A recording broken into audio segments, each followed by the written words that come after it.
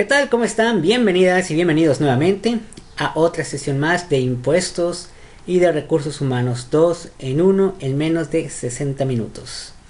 Bueno, pues vamos a comenzar. Después de dar pues las calificaciones, se las voy a dar por WhatsApp, ya saben, para que ahí las tengan. Pero bueno, eso al finalizar la información. Y referente al tema en el que estamos, ¿no? Seguimos todavía en impuestos del valor agregado y nos quedamos en el artículo, sea artículo 15, fracción 10, que estamos ya en prestaciones de servicios. Y recuerden que lo que estamos viendo es cuándo no se pagará el impuesto por la prestación de los siguientes servicios, pero siempre y cuando tú estés en este capítulo de la prestación de servicios. Empezamos con el 10, vamos a darle un poquito de zoom, a ver si podemos darle un zoom. Posiblemente ustedes lo vean muy lejos. Bueno, al parecer no me sale aquí. Aquí está la opción. Yo creo que con eso se ve suficiente. Bueno, antes que nada quiero agradecer a todos los que están ya ahorita presentes, ¿no? Empezamos. La fracción número 10 dice: por los que deriven de intereses que, y hay dos incisos, derive de operaciones en las que el enajenante, el prestador de servicio o quien conceda el uso o goce temporal de bienes proporcione financiamiento relacionado con actos o actividades por la que no esté obligado el pago de este impuesto, o a los que se les aplique la tasa del 0%. Si ustedes se acuerdan, en clases pasadas vimos que hay ciertas actividades que las personas no necesitan pues ni cobrar IVA ni obviamente pagar IVA. Es cuando realizan algún tipo de asesoría, cuando se trate de agricultura, ganadería. Entonces en esos casos pues tampoco, ¿no? La B, reciban o paguen las instituciones de crédito, las uniones de crédito, las sociedades financieras de objeto limitado, las sociedades de ahorro y préstamo y las empresas de factoraje financiero en operaciones de financiamiento para que les requieran de autorización y por concepto de descuento en documentos pendientes de cobro. Los que reciban y paguen a sociedades financieras de objeto múltiple para que los efectos del impuesto sobre la renta formen parte del sistema financiero por el otorgamiento de crédito, de factoraje financiero o descuento en documentos pendientes de cobro. Los que reciban los almacenes generales de depósito por créditos otorgados que hayan sido garantizados con bonos de prenda. Los que reciban o paguen las sociedades cooperativas de ahorro y préstamos a las que hace referencia la ley para regular las actividades de las sociedades cooperativas de ahorro y préstamo, así como las sociedades financieras populares y las sociedades financieras comunitarias y los organismos de integración financiera rural a la que hace referencia la ley de ahorro y crédito popular, a sus socios o clientes según se trate y que cumplan con los requisitos para operar como tales de conformidad con los citados ordenamientos, o los que reciban o paguen operaciones de financiamiento, los organismos descentralizados de la Administración Pública Federal y los fideicomisos de fomento económico del Gobierno Federal que estén sujetos a la supervisión de la Comisión Nacional Bancaria y de Valores, así como en las comisiones de los agentes y corresponsales de las instituciones de crédito por dichas operaciones. Obviamente solamente aplica si tú estás dentro de la prestación de servicios. Si eres una persona muy fuera de esto, obviamente pues tendrías que pagar los IVAs correspondientes si es que lo corresponde. Y aquí te menciona entre comillas las instituciones en las cuales pues estarías exento, ¿no? E incluso te dice qué tipo de leyes te puedes hacer referencia. No será aplicable lo dispuesto en el párrafo anterior tratándose de créditos otorgados a personas físicas que no desarrollen actividades empresariales. Entonces es a lo que voy.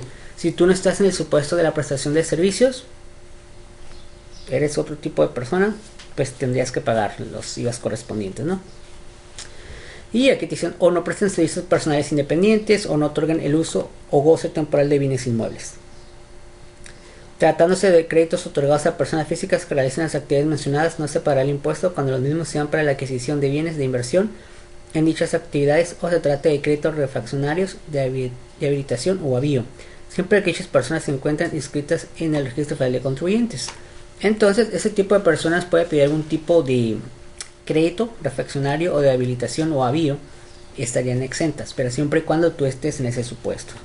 Así es que la mayoría de las personas que no estamos, pues vamos a pagar IVA. Tampoco será aplicable la excepción prevista en el primer párrafo de este inciso tratándose de créditos otorgados a través de tarjetas de crédito. Y bueno, la tarjeta de crédito, pues ahí sí no hay forma de exentar, hay que pagar IVA.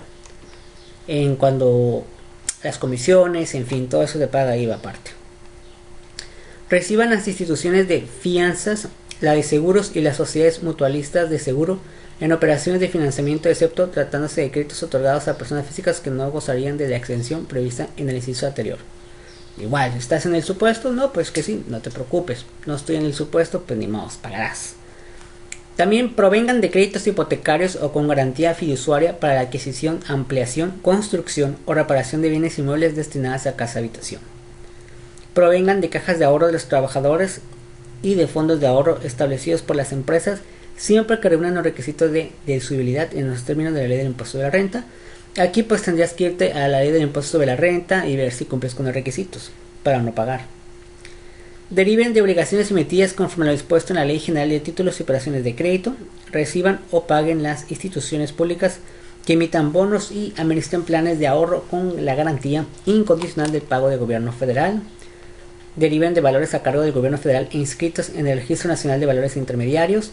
Deriven de títulos de crédito que sean los que se consideran como colocados entre el gran público inversionista, conforme a las reglas generales del efecto que expide la Secretaría de Crédito Público o de operaciones de préstamo de títulos, valores y otros bienes fungibles a que se refiere la fracción 3 del artículo 14A del Código de la Federación. Entonces, pues, esos son los que quedan exentos, ¿no? Por lo que se deriva de operaciones financieras derivadas a que se refiere el artículo 16A del Código Fiscal de la Federación. Entonces, el primer trabajito, se me había olvidado, no le dejé tarea de impuestos la clase pasada, se me olvidó la verdad, pero no pasa nada, así tienen un pequeño descanso. Lo único que tienen que hacer sería leer el artículo 16A y solo hacer, podemos decir, una opinión o lo que entendiste en una hoja nada más. No es transcribir el artículo, es simplemente lo lees, agarras tu Biblia, agarren su Biblia. Veo que algunos tienen dificultad, no voy a decir nombres. Ariana, tienen dificultades para usar la Biblia. Recuerden que esa es su Biblia a partir de este cuatrimestre, y el siguiente es la Biblia de ustedes.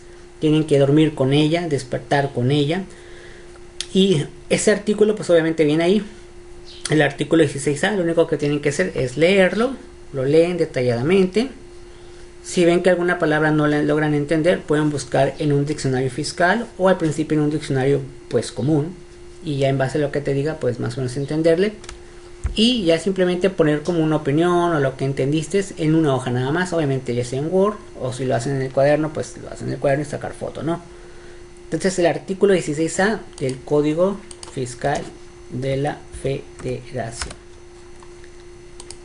Después dice lo siguiente, la siguiente fracción: los proporcionados a sus miembros como contraprestación normal por sus cuotas, y siempre que los servicios que presten sean únicamente los relativos a los fines que les sean propios, tratándose de partidos, asociaciones, coaliciones y frentes políticos legalmente reconocidos, sindicatos, obreros y organismos que los agrupen, Cámara de Comercio e Industrias, agrupaciones agrícolas, ganaderas, pesqueras o civícolas, así como de organismos que la reúnan, asociaciones patronales y colegios de profesionales, asociaciones o sociedades civiles organizadas con fines científicos, políticos, religiosos y culturales, a excepción de aquellas que proporcionan servicios con instalaciones deportivas cuando el valor de estas represente el 25% del total de las instalaciones.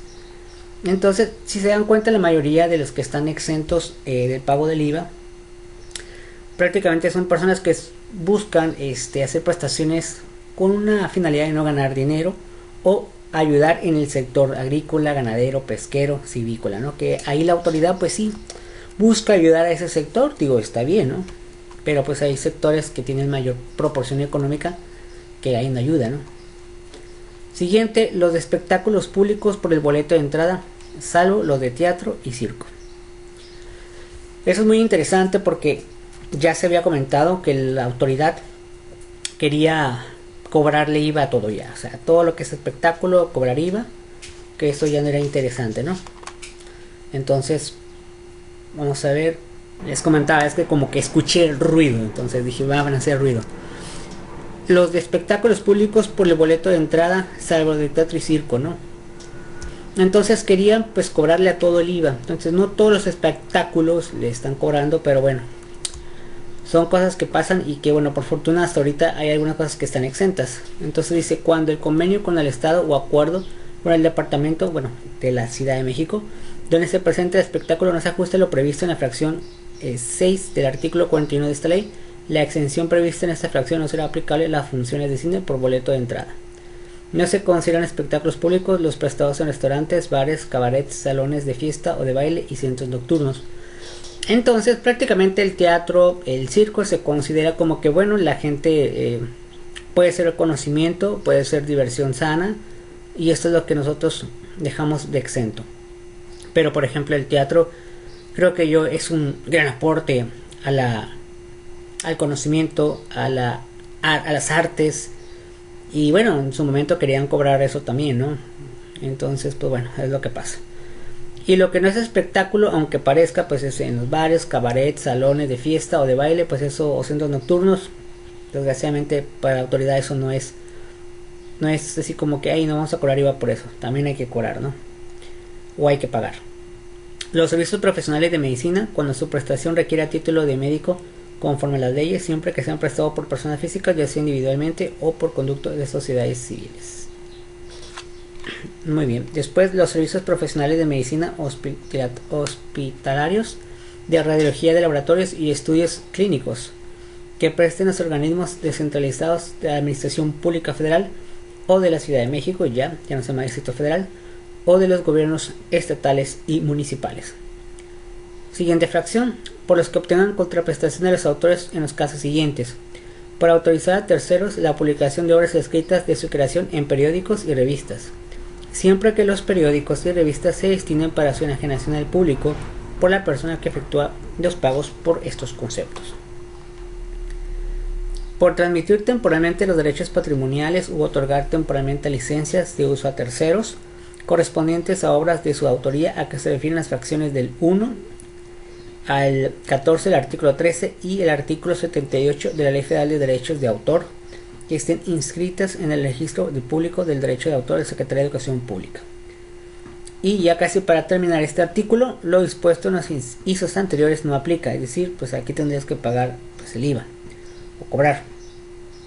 Cuando se trate de ideas o frases publicitarias, logotipos, emblemas, sellos distintivos, diseño o modelos industriales, manuales operativos u obras de arte aplicado, y cuando las contraprestaciones deriven de la explotación de las obras escritas o musicales en actividades empresariales distintas a la enajenación al público de sus obras o en la prestación de servicios. Entonces pues es así como terminaría este artículo. Vamos de una vez a terminar el artículo 16 y terminamos con esta materia en esta ocasión. Artículo 16.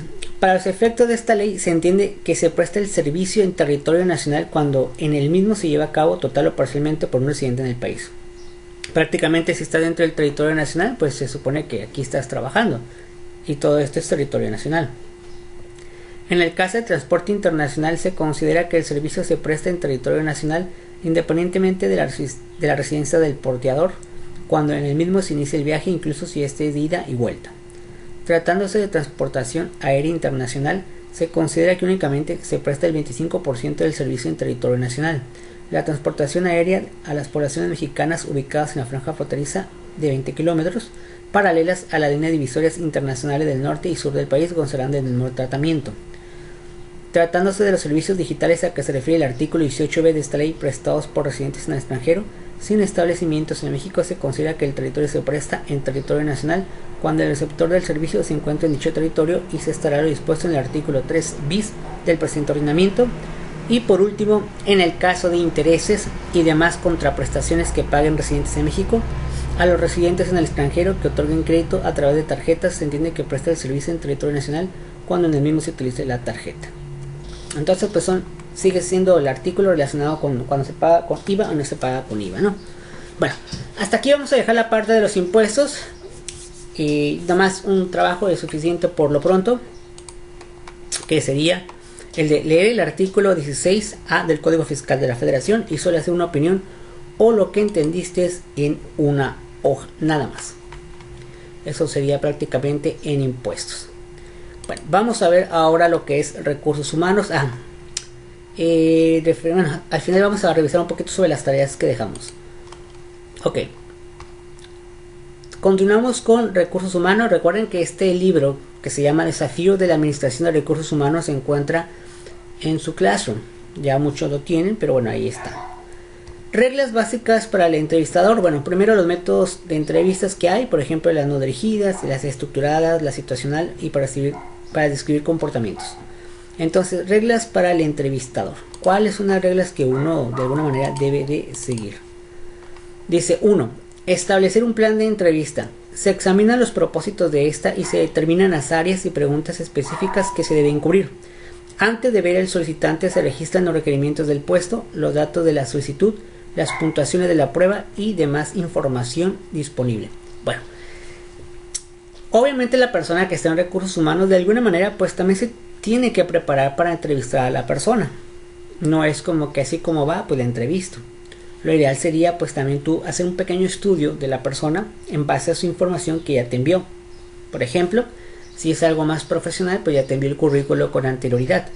Tú como persona de recursos humanos pues debes de leer el currículo, ver y comparar a lo mejor si se aplica a la descripción de puestos de tu empresa o no. En dado caso que no, pues obviamente no le vas a volver a hablar para hacer una entrevista. En caso de que esté casi a la par de la descripción del puesto de tu empresa, pues obviamente le vas a hablar a él y a varios que cumplen. Ahora empiezan las horas de las entrevistas, ¿no?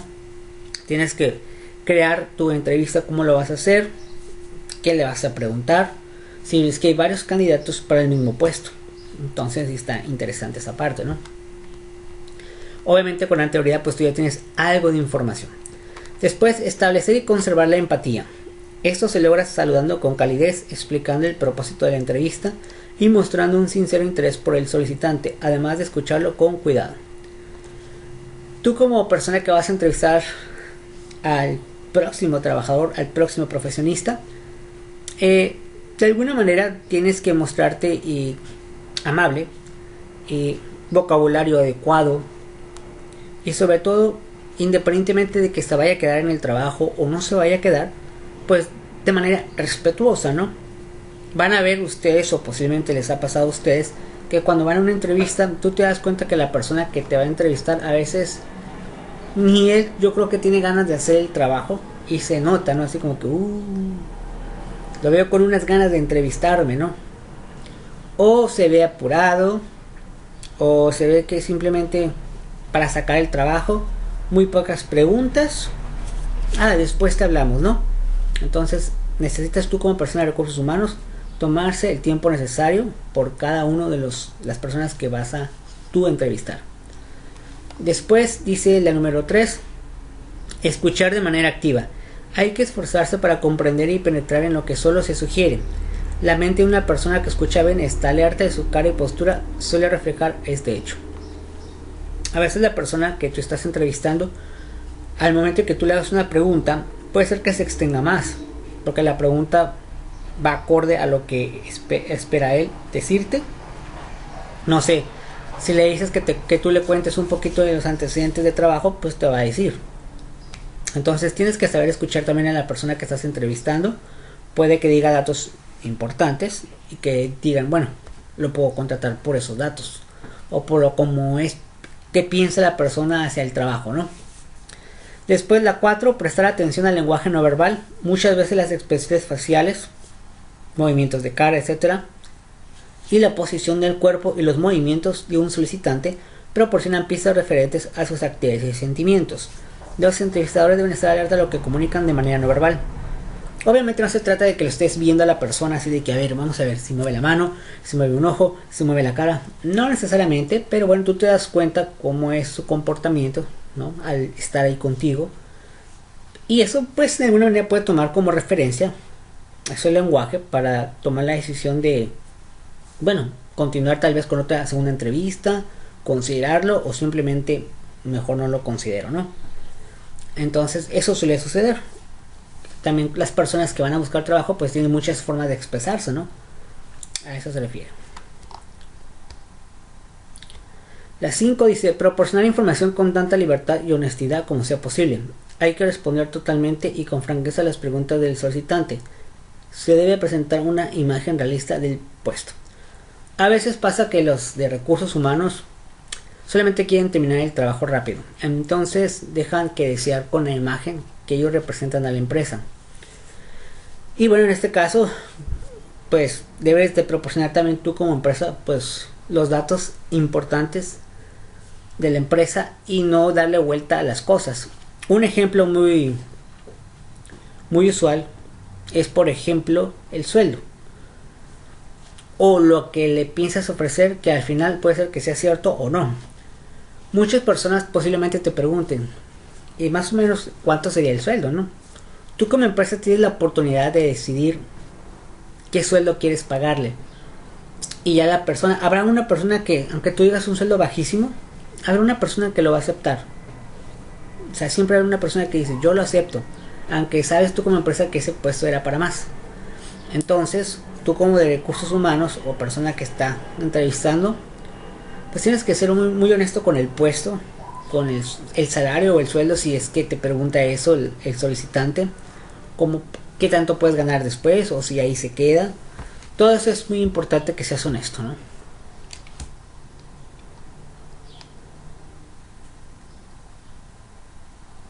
Ok. 6. Utilizar las preguntas con eficacia. Para hacer seguir una respuesta confiable y verídica, es preciso preparar las preguntas con tanta objetividad como se pueda, sin indicar la respuesta que se desea. A veces tú como persona de recursos humanos no necesariamente tengas que esperar la respuesta de la persona. Puede ser que por la pregunta que le haces el cambio, ¿no? Entonces no des por hecho que va a responder eso. A eso se refiere. 7. Separar los hechos de la suposición. Los hechos se registran durante la entrevista. Más tarde se registran las suposiciones o interpretaciones de tales hechos. Las suposiciones propias se comparan con los de otros entrevistadores. Esto se refiere que, mejor muchos de ustedes han visto que cuando los entrevistan, algunas personas de recursos humanos, no todas, agarran una hoja y empiezan a escribir que para su criterio, de acuerdo a la entrevista, esos son los puntos importantes que a lo mejor te vieron.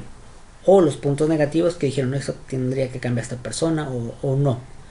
Entonces lo hacen pues para ir separando y ver a quién volver a hablarle para decirle, oye, estás contratado. Además de que ellos también empiezan a comparar entre todas las personas que han entrevistado.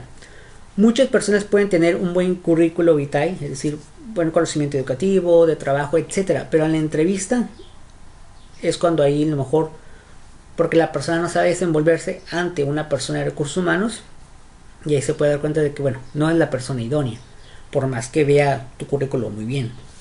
O al revés, tu currículo no está muy bien que digamos, pero en la hora de entrevista, o sea, le das ahora sí que al punto bueno y te contrata. Entonces a eso se refiere. Reconocer prejuicios. Un prejuicio tipo de entrevistadores es considerar que los extraños con intereses, experiencias y antecedentes similares a los suyos son más aceptables. Asimismo, se debe evitar juzgar a una persona de manera favorable o desfavorable en total con base en un solo punto fuerte o débil de cual se asigna un valor elevado. Entonces tú como entrevistador, pues a veces va a haber personas que entrevistes y a lo mejor te digan tantas cosas que digas tú, no creo que sea cierto todo lo que me dijo. O hay personas que, bueno, que van a la entrevista con la finalidad, no de mentir, pero sí ponerle un poquito más más datos o hacer como que pues yo era el mejor empleado, etcétera, cuando a lo mejor no eres el mejor empleado, pero trabajabas acorde, ¿no? Entonces busca tú también impresionarle a la persona de recursos humanos. Entonces tú como recursos humanos pues tampoco te tienes que llegar a impresionar a veces por las experiencias o antecedentes que tengan, aunque se vean muy buenos, ¿no?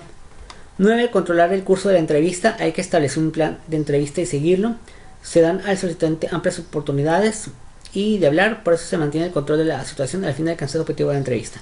Se supone que en la entrevista pues tienes que preguntarle las cosas que tú como empresa requieras para ponerle en el puesto. Y 10.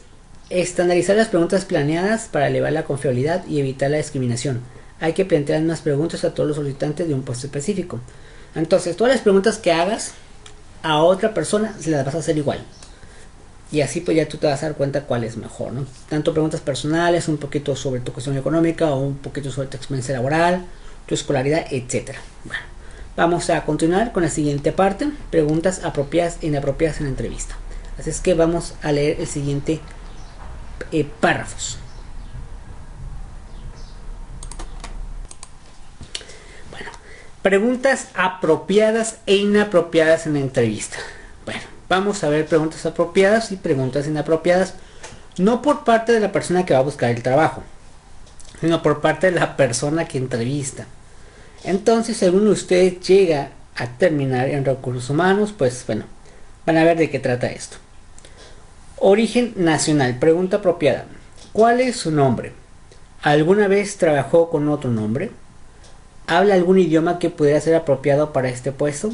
Ese tipo de preguntas son preguntas generales que, no importando a lo mejor el puesto o la persona a la que le preguntas, te puede contestar, y son preguntas útiles. Es importante saber el nombre en una entrevista, por supuesto. Pasa a veces que hay personas que mienten incluso de su nombre. ¿Por qué? Porque a lo mejor no tienen los 18 años, aunque físicamente se vean de 18 o de más, y quieren trabajar. Entonces pues ocupan dinero y pueden mentir por el nombre, pero ya al ver los documentos a veces te puedes dar cuenta que bueno, es menor de edad o es mayor de edad, pero a lo mejor no sé, falsifica el nombre de otra persona. ¿Por qué motivos? Bueno, son muchos, ¿no? También importante preguntarle si habla algún idioma, porque a lo mejor en tu empresa ocupan que hable otro idioma, o simplemente para saber si sabe o no. No pasa nada tampoco, o sea, dependiendo del puesto, a lo mejor no es tan propio que sepas un idioma, pero puede ser un plus para la empresa, obviamente. Pregunta inapropiada sería, ¿cuál es el origen de su nombre, no? Imagínate que le preguntes, ¿cómo te llamas, no? Me llamo, Pánfilo, ¿no? Y le empiezas a preguntar, ¿y por qué te llamas Pánfilo, no? Sería burlesco de tu parte y pues eso no importaría, ¿no? ¿Cuál es su descendencia? Es prácticamente una pregunta que no tiene mucho sentido saber cuál es la descendencia de quién, a lo mejor por el nombre. Entonces no lo creo adecuado que digas, me llamo tal nombre y se suena raro y ¿por qué te llamas así, no? Hay que evitar ese tipo de cosas, de preguntar, aunque no se nos haga raro. Luego hay nombres muy extraños, la verdad, que dices tú, bueno, pues él sabrá por qué. Ya si después lo contratas, a lo mejor ya más adelante, pues que tú le preguntes, ¿no? Oye, ¿por qué te llamas así, no? Pero en la entrevista, no. Referente a la edad, ¿tienes más de 18 años? Este tipo de preguntas de que dices tú, oye, pero no lo estás viendo en el papel. A lo mejor tú como persona que buscas el trabajo dices, pues en el papel dice, ¿no? Pero hacen mucho ese tipo de preguntas por lo mismo de que a veces gente que falsifica pues edad o nombre, ¿no? En caso de ser contratado, puedes demostrar su edad. Hay personas que mienten con edad porque quieren entrar dentro de la edad que pide a lo mejor el anuncio o por otras circunstancias, ¿no? Luego dice, no decir nada a menos que se trate de una cualidad indispensable para el trabajo, ¿no? Obviamente si pues así lo pide la inscripción de puestos, pues no. Luego pregunta aquí que sería algo inapropiado hacerlo al inicio, ¿no? Tal vez ya con más confianza más adelante, incluso que ya estés trabajando, a lo mejor puedes hacerlo. ¿Qué edad tiene? Pero ¿cuál es su fecha de nacimiento? ¿Es usted hombre o mujer? ¿No? Entonces, ese tipo de cosas, ¿no? Raza y discapacidades.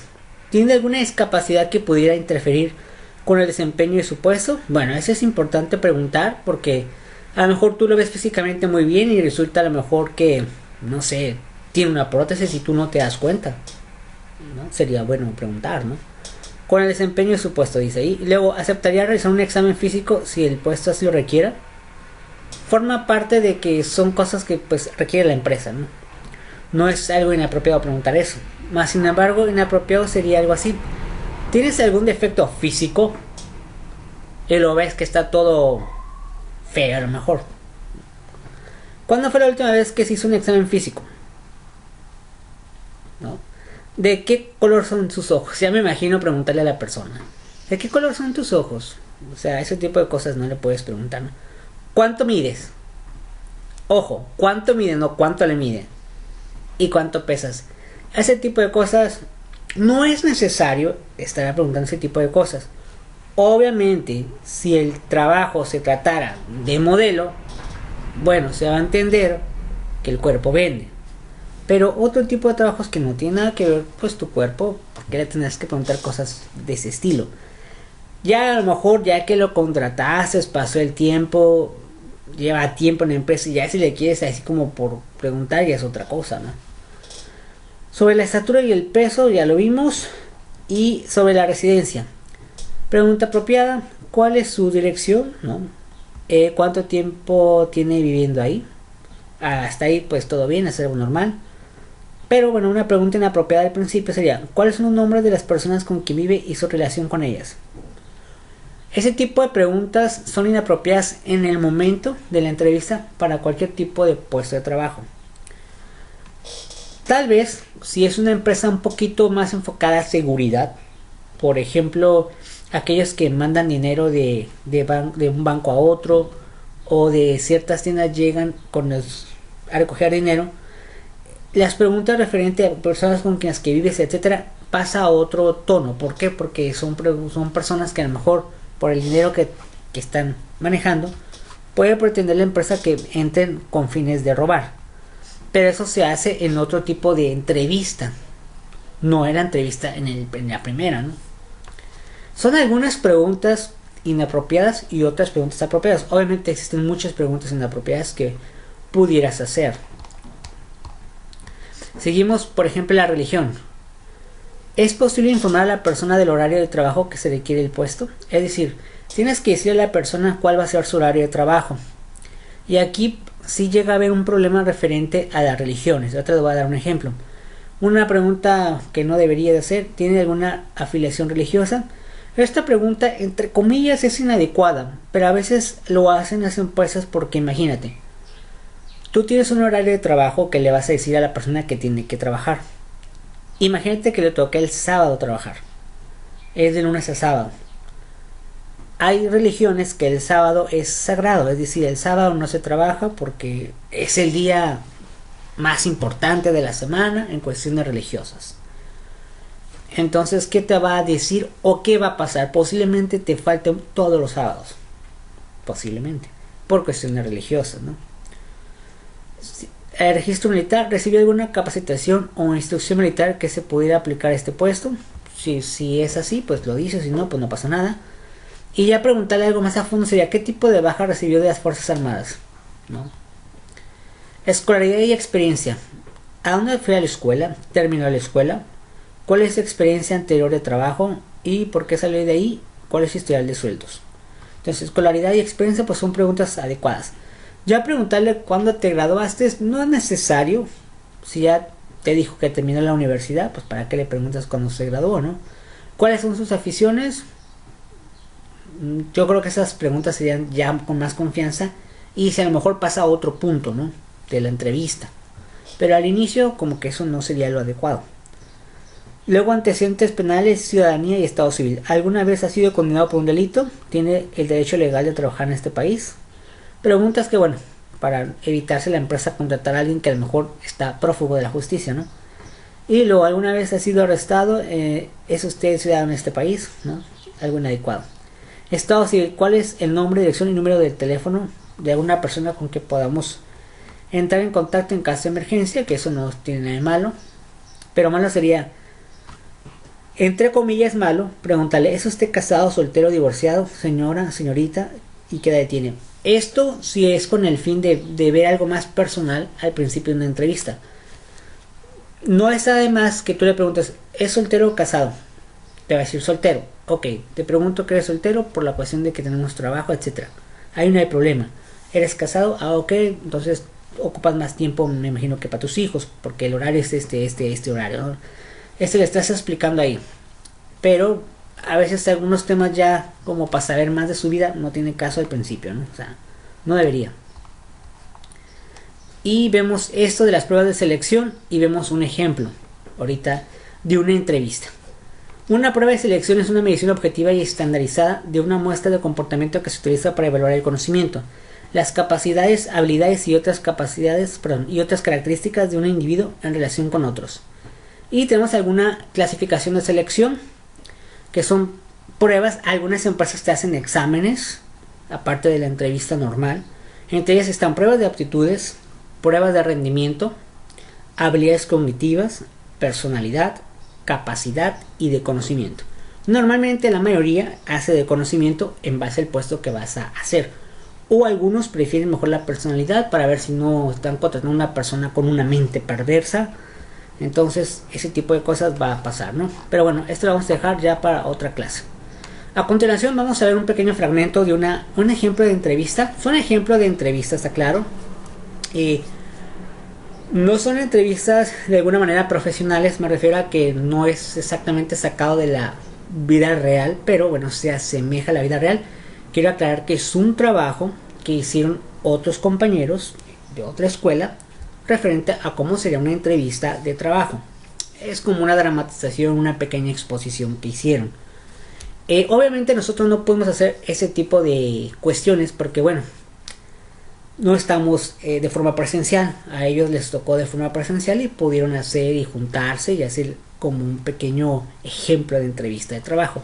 En el caso de ustedes pues no se pudo hacer, ¿no?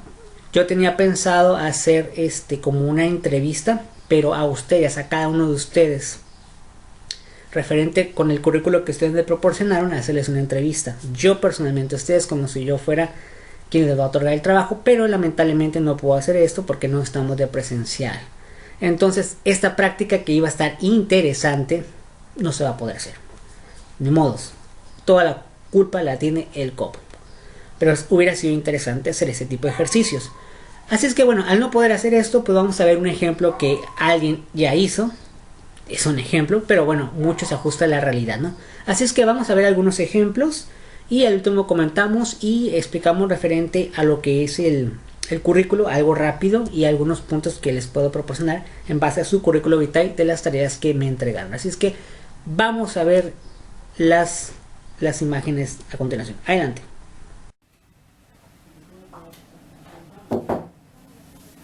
Adelante. Buenas tardes, ¿qué tal? Benjamín Sánchez. Mucho gusto, siéntate por favor. ¿Cómo estás? ¿Bien? Bien. Qué bueno, ¿me prestas tu currículum? Claro que sí. Ya lo que tengo acá en el mail, pero vamos a revisarlo. Ok. A ver, primero platícame un poquito de ti, ¿dónde vives? ¿Cuántos hermanos tienes? ¿A qué se dedica tu familia? Después ya entramos de lleno a los trabajos. Ok, vivo en Tlajomulco, vivo en la Hacienda de los Eucaliptos, cerca de Cajititlán. Ya. Tengo... está retiradito. Sí, tengo 4 hermanos, una hermana y 3 hermanos. Ok. 2 se dedican estudian y trabajan. Ok. Uno trabaja en la industria de la electricidad. Ok. Y mi hermana es diseñadora también. Ah, muy bien. ¿Y tú dónde estás? ¿Eres el más grande, más chico, en medio? Soy el segundo. El segundo. Sí. Perfecto. Entonces estás más o menos a la mitad. Sí. Ok. Muy bien. ¿Y tus papás a qué se dedican?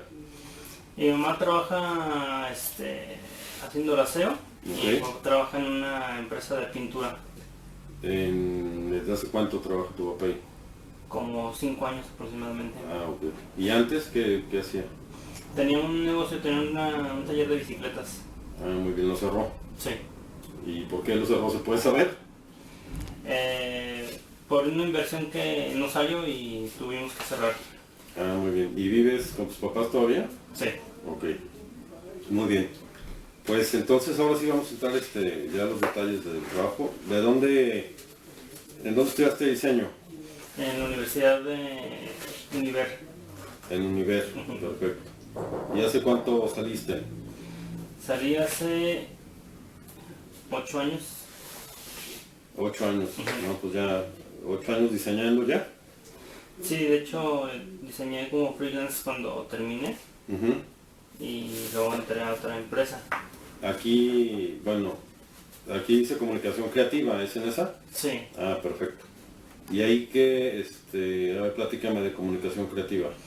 Bueno, yo trabajaba en lo que era la realización de banners, de diseños para la parte interactiva en web y mucho lo que era la parte de ilustración para niños. Animaciones. Sí. Ok. Perfecto, muy bien. ¿Cuánto tiempo trabajaste ahí? 3 años. ¿Hasta el 2007, 8? Hasta el 2008. Ok. Hasta el diciembre de 2007. Noviembre, diciembre, dice aquí. Ya para finales terminé mi contrato para en diciembre y nada más en lo que me extendí hasta el 2008, terminé en enero. Ok. Ya. Entonces básicamente era la parte de diseño, animabas y programabas, no programabas. No en programaba, web, eso no programaba. Ok. Pero sí programas. Sí. Ahorita llegamos a esa parte técnica. Ok. Después te fuiste a DPI, Sí. Comunicación. Y tu jefe inmediato aquí dice que era Marta Parra. Sí, así es. Ok, perfecto. ¿Y ella, cuánto tiempo trabajaste ahí? 4 años. Y ahora te lo voy a preguntar al revés. ¿Qué aprendiste ahí? ¿Qué aprendí? Aprendí a la realización de salidas de impresión, Ok. Retoque fotográfico, retoque cosmético, Recorte. recorte, diseño para lo que es catálogo. Trabajamos mucho con la parte creativa, con diseños de campaña. Ok. Y entonces la parte de programación, ¿dónde entra que la aprendiste? Tomé un curso después de terminar, estaba tomando cursos para programar, aprender programación para no quedarme con la parte solamente de diseño. Ok, ¿y qué programación, qué programas manejas? Programo en HTML con Dreamweaver, Ok. en PHP, un poco de ActionScript y Flash. ¿Y en animación? Anime en Flash. Ok. Animación en Flash. Nada más. Sí. Ok. Muy bien. ¿Y cuánto ganabas en estos dos últimos trabajos que has tenido? En el primero En ganaba, comunicación creativa y después en IDP. en el primero DPI, perdón. 7,000 y en DPI ganaba 8,000 pesos. 1,000 pesos más. Sí, Y estuviste 4 años. 4 años. ¿Y el motivo de separación? Busco una mejora laboral, un incremento en mi sueldo, Ok. entonces estoy buscando crecimiento personal y profesional. ¿Y entonces cuánto te gustaría ganar? O sea, ¿cuánto es tu pretensión económica? De 9 a 10 mil pesos. Ok. Y tienes 30 años. Sí. Aquí están tus referencias personales que las vamos a checar. Ok. Y ¿has tenido relación o contacto con alguna agencia de publicidad? O sea, en los diseños que has hecho, ¿has tenido contacto en la parte con No. agencias de publicidad? No únicamente en la parte de diseño. Ok, entonces la parte creativa, ¿cómo andas? O sea, porque de diseño, finalmente, cuando tienes ya experiencia o expertise en esta área, en determinados años, tiendes a brincar a la parte creativa. De hecho yo trabajaba no con agencia como tal en publicidad, pero diseñaba toda la parte creativa para toda la línea. Pero ¿quién hacía la línea? Trabajamos en grupo, por medio de lluvias de ideas y todo eso. Con todas las células de Sí. trabajo. Con el director que era Marta Parra. Ok, muy bien. Bueno, mira, pues este es casi el último filtro. ¿Sí? Tenemos que entrevistar a más gente, pero sí, aparentemente sí tienes los conocimientos y experiencia necesaria para el puesto que estamos solicitando. Okay. Ahora, lo publicamos en internet, pues, Sí. con tu trabajo y en otros sitios web. ¿Cuál era el perfil de la vacante? Sí. Ahora dime, ¿qué entiendes o qué esperas de este puesto en esta agencia que es tu target? O sea, ¿qué es lo que entiendes que necesita la agencia? Yo entiendo que necesita una persona proactiva que proponga, que trabaje bajo presión, que pueda controlar varios esquemas de trabajo al mismo tiempo. Ok. Entonces, yo siento que estoy capacitado para el puesto. He trabajado con distintas cuentas en los empleos en los que he tenido. Ujú. Ya tengo más experiencia sobre lo que es atención al cliente, porque también me he metido un poquito en esta parte. Ok, muy bien. Mira, pues básicamente aquí es un puesto de diseño que da soporte al departamento creativo y a las ejecutivas de cuenta, que son las que atienden a los clientes, les dan servicio y atención al cliente, ¿no? Okay. Y ven toda la línea, todo, o sea, la parte de medios de comunicación, la parte de estrategias de marketing, la parte de medios, la parte, bueno, absolutamente todas las necesidades y propuestas que se le realizan al cliente. De aquí se deriva la estrategia creativa que involucra la estrategia de comunicación. Entonces, en esta parte, el área creativa da la línea a seguir, para desarrollar los conceptos y las estrategias de comunicación gráficas o diseño, ¿no? Entonces, digo, aquí a veces hay un trabajo impresionante en donde tienes que tener buen manejo de estrés y buen manejo de tiempo, porque la respuesta tiene que ser rápida por atención y servicio al cliente. Sí. Los errores tienen que ser mínimos, los permisos también tienen que ser mínimos, pero eso ya lo platicaremos en el siguiente filtro, ¿no? Sí. O sea, ya después de entrevistar a todos los candidatos, obviamente hacemos una selección de los mejores que se adecúen a este puesto que necesita la empresa. Y entonces de ahí, bueno, pues ya te notificaremos, ¿no? También obviamente vamos a checar tus referencias personales y las laborales. Ok. Y del sueldo, pues ya hablamos en el siguiente filtro. Pero ¿cómo andas de manejo de estrés? Porque aquí todo es para ayer, todos los clientes lo quieren para ayer. Y bueno, pues hay que echarle ganas, ¿no? Y también en horarios. Sí. Normalmente el horario del contrato aquí, el horario de trabajo es de lunes a sábado. El sábado mediodía y de lunes a viernes en horario de oficina de 9 a 7 con 2 horas para comer. Pero la verdad es que siempre nos vamos más tarde. Y por lo general siempre trabajamos los sábados, a excepción de cuando no hay carga de trabajo, pues entonces sí se les da chance, ¿no?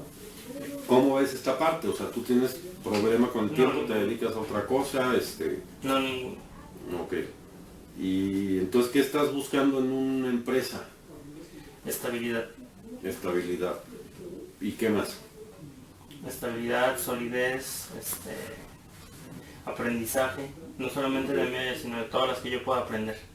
Bueno, pues aquí hay para aprender y para crecer mucho, pero primero pues hay que cubrir con las necesidades del puesto, que son las necesidades de los clientes, ¿no?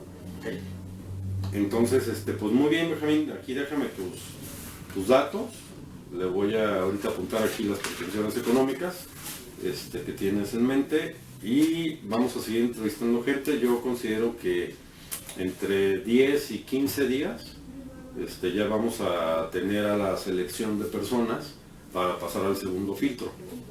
Yo te agradezco pues mucho tu visita. No sé si tienes alguna duda sobre el puesto, sobre la agencia, que ya tenemos muchos años, es conocida y pues me imagino que ya la conoces y te has desarrollado bien en este puesto. Entonces, pues vamos a seguir con la selección. Entonces no te me desesperes, y aquí seguimos. Este currículum yo lo voy a pasar a como que pasaste este filtro, ¿no? Sí. Pero tentativamente, todavía nos falta gente. Bueno, ¿no? está bien. Y te agradezco mucho tu tiempo y estamos en contacto, ¿sale? Muchas gracias. Al contrario, que te vaya muy bien. Gracias. Hasta luego, Luego. Cuídate. ¿Le dejas abierto, por favor? Sí, claro. Gracias, que te vaya bien. Gracias.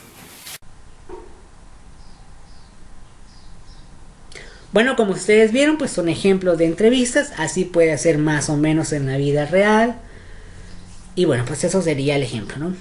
Referente al currículo vitae que ustedes entregaron, en la mayoría, pues obviamente lo hicieron acorde a sus conocimientos, a sus habilidades, a lo que su vida laboral les ha ofrecido.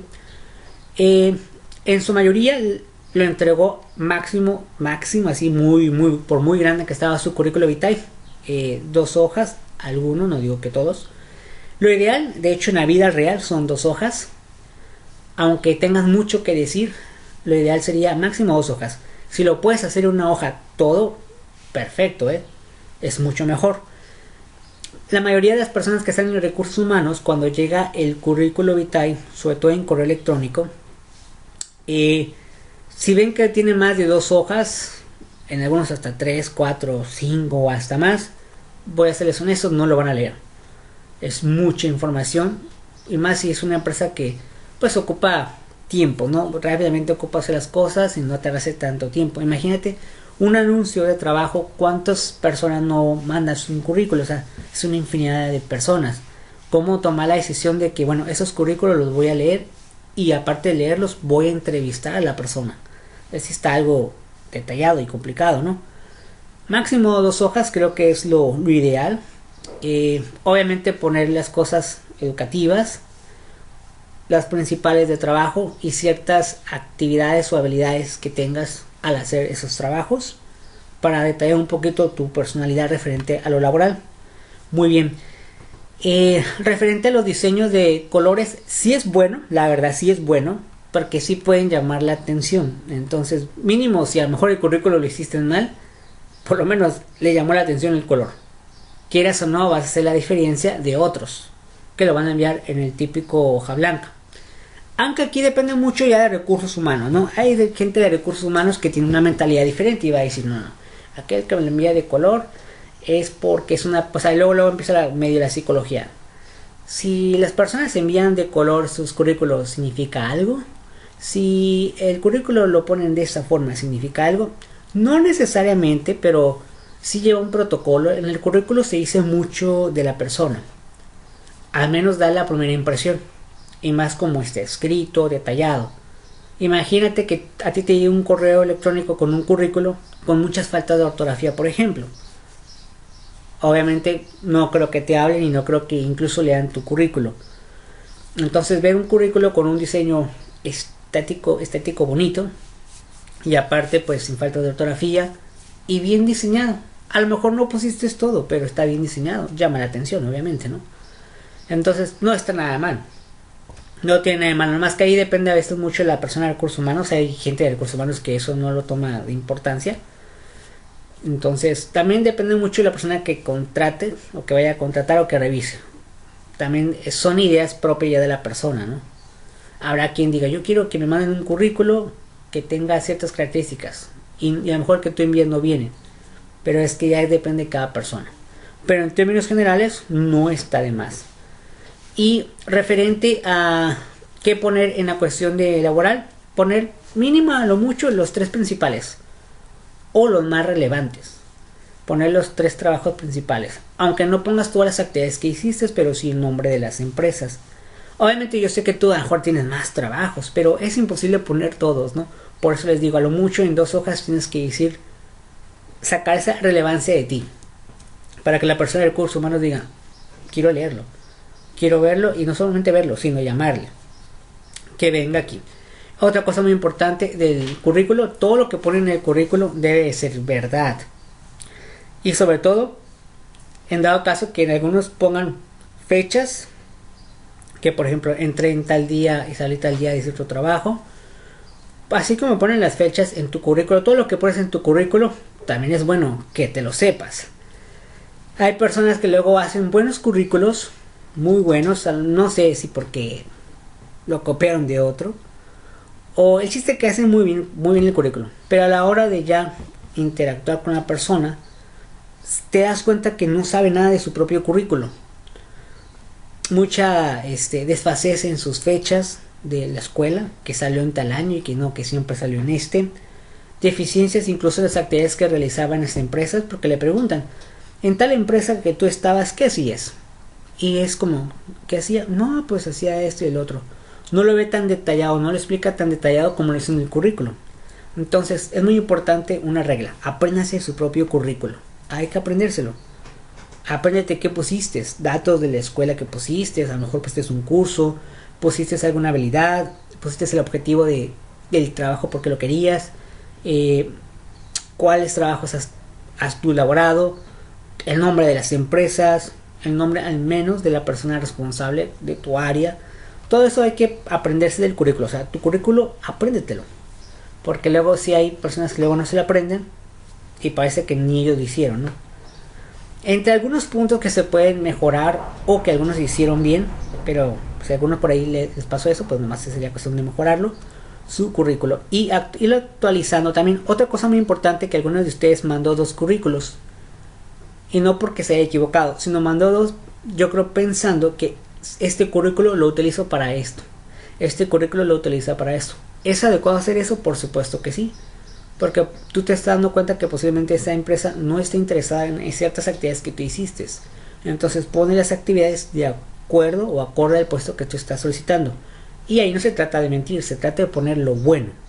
Y no poner, un ejemplo, a lo mejor vas a ser recepcionista de un despacho jurídico.